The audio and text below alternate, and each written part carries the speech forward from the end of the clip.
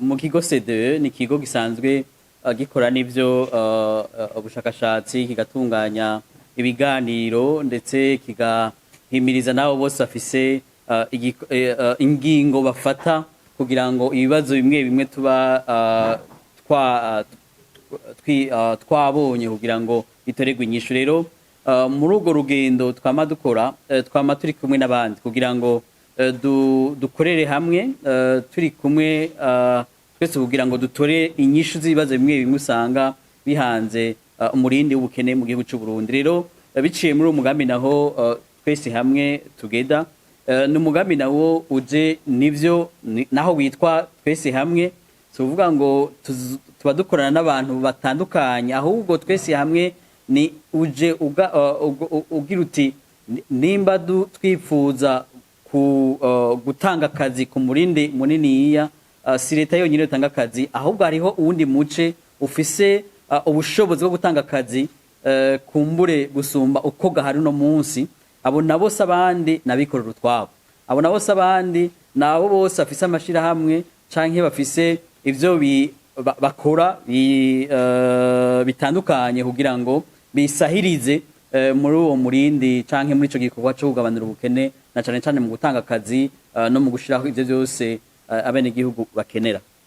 Ikigo CDE ni ikigo gifise igikorwa hano mu Burundi cyo kwerekana ivyo byose vyotuma havaho inzitizi zituma uno munsi hatabaho umurindi ushimishije wo gutanga akazi canke mu bijanye n'ubukene bikagabanuka, kuko mu bihugu byose hariho ubukene n'ivyo, ariko hariho inyinshi z'izo ntambamyi zituma abantu baguma bari mu bukene.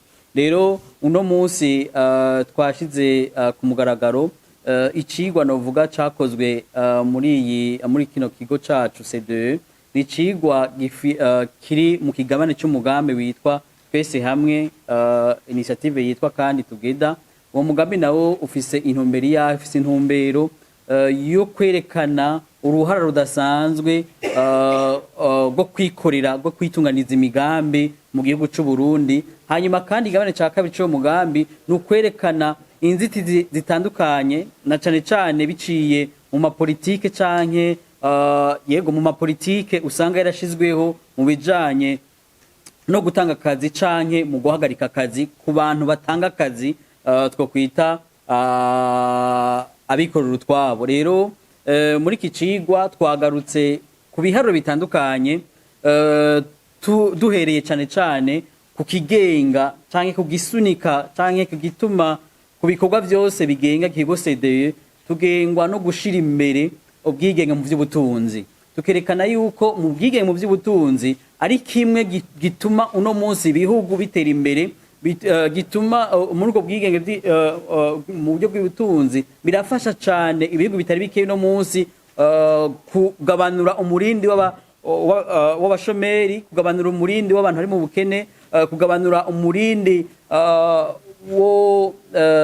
w'ibinabiriya bituma abantu badatera imbere nk'abandi. Rero ikindi muri iki cigwa kandi twerekanye mbega umurindi w'akazi wifashe gute biciye muri iyo indikator canke muri ico kigabane c'ubwigenge mu bijanye n'ubutunzi. Twerekana ibituma ibihugu bitandukanye bikorwa ko kuri ico cigwa, ibituma habaho umurindi uri hejuru gusumba ibindi. Aho twerekanye aho Uburundi buhagaze mu bijanye muri ico cigwa mpuzamakungu, ndetse turerekana mbega mu Burundi ho vyifashe gute, ikibanza c'Uburundi bimeze gute. Aha ndavuga ku bijanye n'ubunini bwa leta, ku bijanye n'intwari ibereye, ku bijanye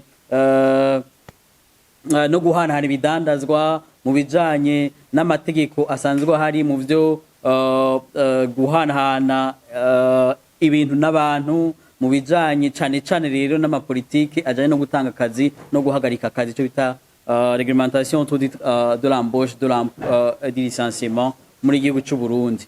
Rero hambavu y'ico kigabane twagarutse kandi no kwerekana mbega iyo tuvuze ivy'akazi tugomba kumva iki, mbega bihagaze gute mu Burundi. Twerekanye yuko hari ibiharuro vyerekana abasanzwe bakora, hari abatanga ako kazi, hari n'abiyemeza gutanga ako kazi, ndetse kandi hari n'abandi bagira bati twege turikorera ariko badafise akazi ahantu batanditswe ahandi hantu. Abo ayo ni imico itandukanye usanga iriko irakora mu gihugu cy'u Burundi, ariko ibiharo bitaheza ngo bigaragare canke bivuge neza uruhara rw'umwe muri ivyo bisata bitandukanye.